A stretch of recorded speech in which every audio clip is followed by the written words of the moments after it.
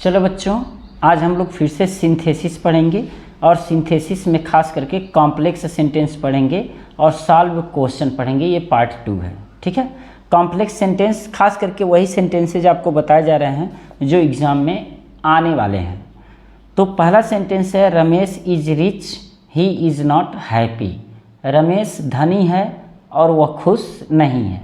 तो आपको पहले भी बताया गया था कि जब आप कॉम्प्लेक्स सेंटेंस बनाने जा रहे हो तो कॉम्प्लेक्स सेंटेंस बनाने से पहले जितने सबऑर्डिनेटिंग कंजक्शन हैं वो आपको याद होना चाहिए, क्योंकि जो सबऑर्डिनेटिंग कंजक्शन है उसी कंजक्शन के थ्रू हम 2 या 2 से अधिक क्लॉजेज को जोड़ेंगे, 2 या 2 से अधिक सेंटेंसेज को जोड़ेंगे। तो थोड़ा सा मैं हल्का सा याद दिला दूं कि जैसे at, because, till, until, unless, if, provided, that, when, why, what, where, ये सब के सब कोऑर्डिनेटिंग कंजक्शन का काम करते हैं। अब उसी कंजक्शन को जोड़ करके आप दोनों क्लॉजेस को जोड़ेंगे, दोनों सेंटेंसेस को जोड़ेंगे। रमेश इज रिच, रमेश धनी है, ही इज़ नॉट हैप्पी, वह खुश नहीं है। तो अगर आप देखोगे तो सबसे पहले तो आपको आंसर नंबर लिखना होगा यहाँ पर, और यहाँ पर लिखना होगा कॉम्प्लेक्स, क्योंकि आप कॉम्प्लेक्स बनाने जा रहे हो तो कॉम्प्लेक्स लिखना पड़ेगा। तो अब देखो, रमेश धनी है लेकिन खुश नहीं है। तो रमेश धनी है लेकिन खुश नहीं है, तो लेकिन जैसे ही लगाओगे ना तो ये सेंटेंस कंपाउंड बन जाएगा। तो लेकिन का सप्लीमेंट यानी कि कोई ऐसा वर्ड लाओ जो लेकिन का काम करे।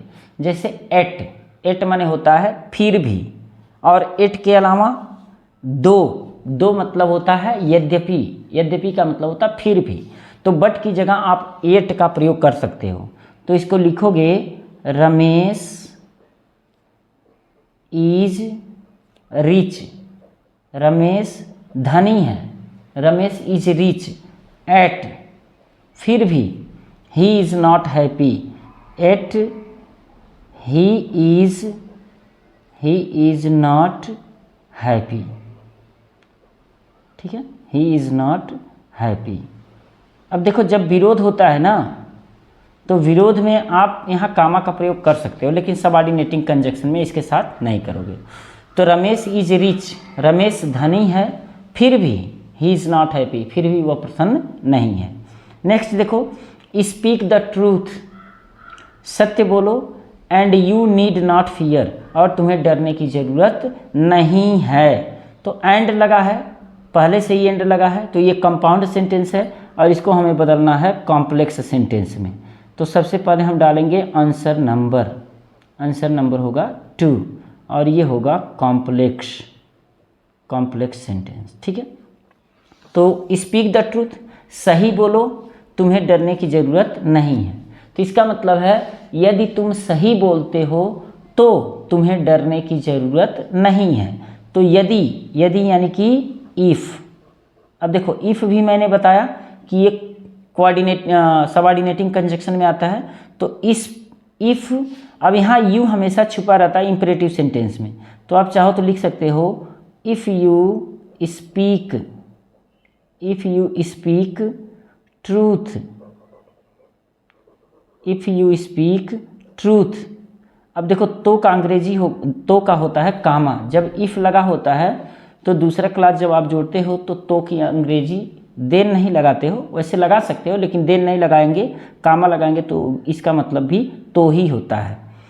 यदि तुम सत्य बोलते हो तो तुम्हें डरने की ज़रूरत नहीं है, यानी कि यू नीड, प्रेजेंट इंडिफिनिट में है ये भी, यू नीड नॉट फियर, तुम्हें डरने की ज़रूरत नहीं है।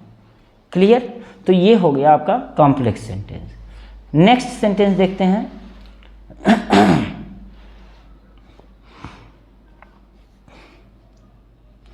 नेक्स्ट सेंटेंस है Rahul is intelligent, laborious and has generous mind, it is known to all.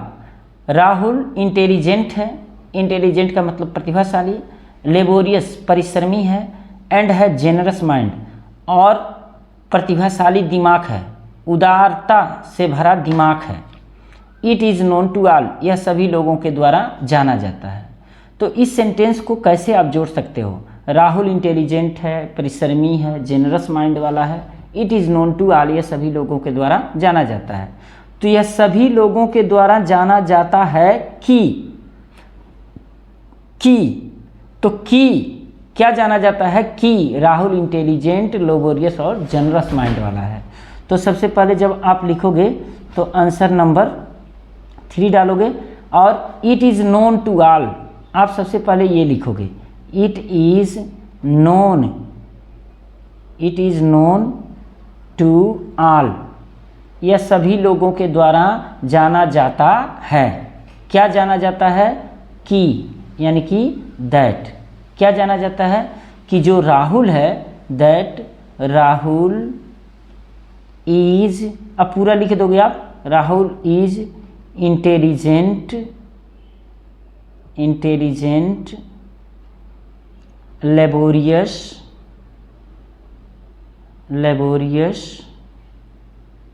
And has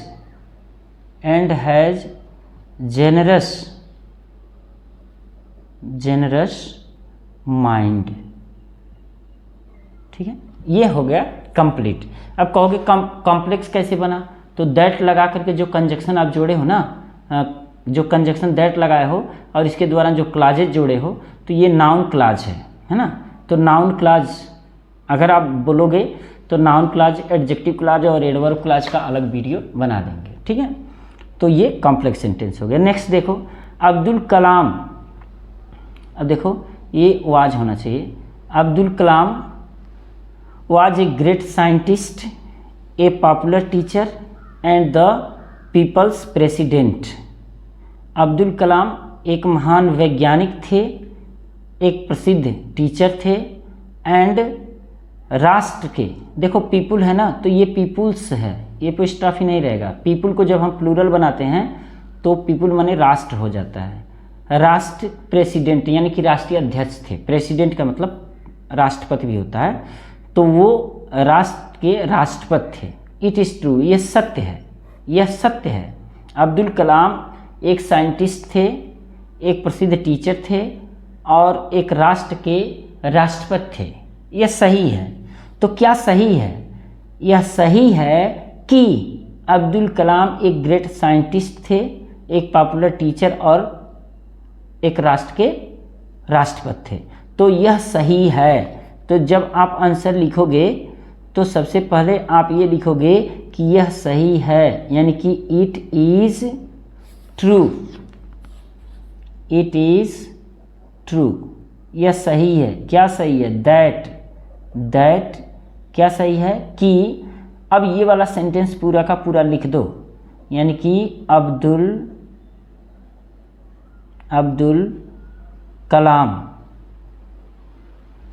Kalam was a great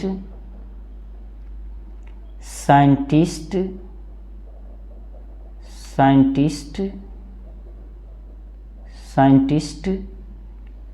a